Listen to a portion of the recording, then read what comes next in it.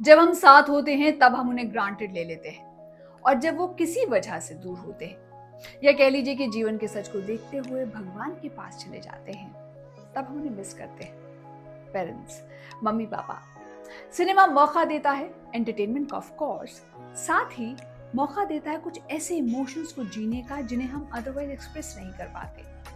हम कैरेक्टर्स के साथ आइडेंटिफाई करते हैं, उनके सिचुएशंस के साथ रिलेट करते हैं और कई बार हाइपोथेटिकली इमेजिन करके इमोशनल होते हैं, और कई बार किसी दर्द को या बुरे अनुभव को याद करके रोते हैं। So it's kind of a catharsis.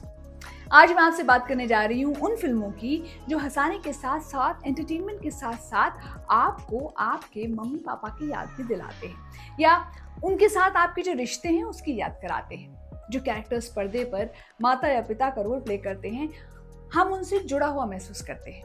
तो कुछ ऐसी फिल्में मैं आज लेकर आई हूँ आपके लिए अपनी लिस्ट में, जो आप देखने वाले हैं। सबसे पहले जो फिल्म है वो है काबुलीवाला। इसमें बलराज साहनी ने एक बहुत ही इंटेंस रोल प्ले किया। This was directed by Hemant Gupta, Rabindranath Tagore की मास्टरपीस स्टोरी। कहानी आप जानते हैं, अफगानिस्तान काबुल से एक काजू पिस्ते मेवे बेचने वाला अफगान है जो कलकत्ता में एक छोटी सी लड़की मिनी से जुड़ जाता है, उससे लगाव हो जाता है और एक गलत इल्ज़ाम में उसे जेल भेज दिया जाता है। जब लौट कर आता है तो देखता है कि मिनी छोटी से बड़ी हो गई है और शादी करके ससुराल जा रही है। आखिर का जो सीन है, या फिर मिनी के मामा के साथ जो काबुली वाले का इंटरैक्शन है, वो आपकी आंखों में आंसू लेकर आता है। उस काबुली वाला में हमें अपने कोई काका, चाचा, ताऊ या अपने ही पिता नजर आते हैं। Beautifully adapted. अब मैं बात करने वाली हूँ जिस फिल्म की, वो 2001 में रिलीज हुई थी। वैसे तो करण जौहर का जो सिनेमा है आज के टाइम में, वो बहुत ही क्या कहूँ, एक अलग ही दुनिया का हो गया है, बहुत ज़्यादा एलीट हो गया है, एक अलग ही दुनिया को पेश करते हैं, पेज 3 सेलिब्रिटीज़ को देसी ऑडिशंस बना रहे हैं। पर एक टाइम था, उन्होंने कुछ अच्छी फिल्में भी बनाई थी। उनकी एक अच्छी फिल्म थी कभी खुशी कभी गम, 2001 में रिलीज हुई थी। मेलोड्रामा भर भर के था, पर जो जनरेशन का कॉन्फ्लिक्ट था और एंड में जो रिकंसिलिएशन था वो अच्छा था। आई रिमेंबर ये फिल्म मैंने अपने पेरेंट्स के साथ देखी थी। मैंने पर्दे पर काजोल और शाहरुख खान के इंटरेक्शन को ज़्यादा एंजॉय किया। हेलो भारत हलवाई, कोई भी ओकेजन वोकेजन हो, शादी या सगाई, दोनों ही हो जाएंगे। इतनी जल्दी है क्या? कौन? कौन? मैं और कौन? मैं कौन? अरे कौन कौन क्या? पर वहीं पापा मम्मी ने अमिताभ बच्चन और जया बच्चन के जो किरदार थे उनसे ज़्यादा आइडेंटिफाई किया।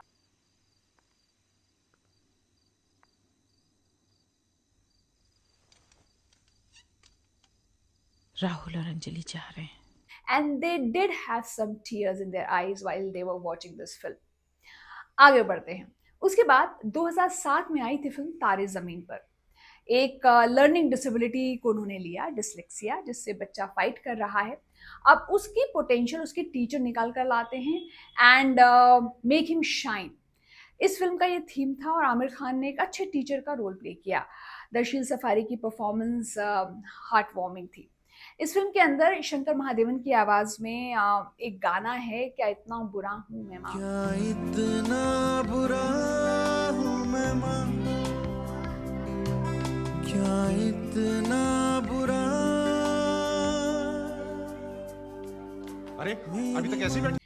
और वो जो सीन है जब दर्शील साफरी का कैरेक्टर बोर्डिंग में जा रहा है और उसकी माँ उससे जुदा हो रही है, जिसका रोल आर्टिस्ट चोपड़ा ने प्ले किया था, and that moment was touching.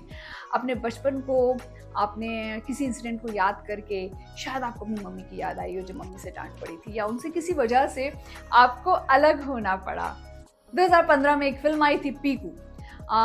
ये बहुत ही एक रेलेवेंट फिल्म लगती है आज की डेट में भी। महसूस करते हो आप कि एक एज के बाद जो सीनियर्स हैं या माँ बाप हैं, वो शायद आगे बढ़ना छोड़ देते हैं, और जो उनकी अपनी दुनिया है, जो उनका अपना ज़माना था, जो दौर था, वो उसमें ही रहना चाहते हैं, ज़िद्दी भी हो जाते हैं। अब कई बार बच्चों को झुकना पड़ता है और कई बार कॉन्फ्लिक्ट होता है। I still remember watching this film with my sister, और इस फिल्म को देखते हुए हम दोनों के चेहरों पर एक स्माइल थी, और मेरी बहन ने कहा था कि जयश्री, हर घर में एक पीकू है और एक ऐसा ही एल्डरली इंसान है। तो ये फिल्म भी आपको दोनों साइड का पर्सपेक्टिव समझने का मौका देती है, पर आई थिंक बच्चों का पर्सपेक्टिव ज़्यादा अच्छे से दिखाया गया है कि व्हाट अ चाइल्ड फील्स जब माता पिता एक उम्र के बाद एक दौर में फिक्स हो जाते हैं।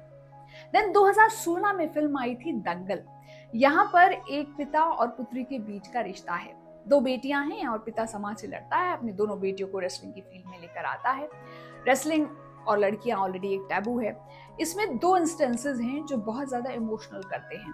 एक तो वो जब गीता फोगाट का कैरेक्टर नेशनल खेलने के लिए अपने पिता से दूर जाती है तो वहां पर उसे हवा लग जाती है और बाप बेटी के बीच में एक डिस्टेंस आता है और वो बहुत ही रियल लगता है।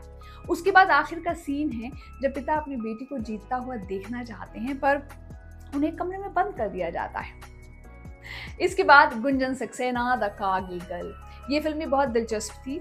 एक रियल लाइफ कैरेक्टर पर बेस्ड 2020 में आई थी। पंकज त्रिपाठी और Janhvi Kapoor they played their part really well. Janhvi Kapoor ने इस फिल्म में दिखाया कि वो एक स्टार किड जरूर हैं but she knows how to act. Pankaj Tripathi as usual अपने किरदार में नेचुरल दिखे हैं। बेटी का संबल बन के उसके सुपर हीरो बनकर हमेशा उसके साथ रहे हैं। This film also touches you. तो ये कुछ एक फिल्में हैं जो मुझे लगता है कि पेरेंटिंग को या इमोशंस को बहुत ज़्यादा उभारती हैं। हाल ही में एक फिल्म आई है विजय 69 ऑन नेटफ्लिक्स। उसमें भी आप एक बुजुर्ग को देखते हैं कि किस तरह से वो अपने जीवन की संध्या में कुछ नया करना चाहता है और बेटी को उनके स्वास्थ्य की चिंता है।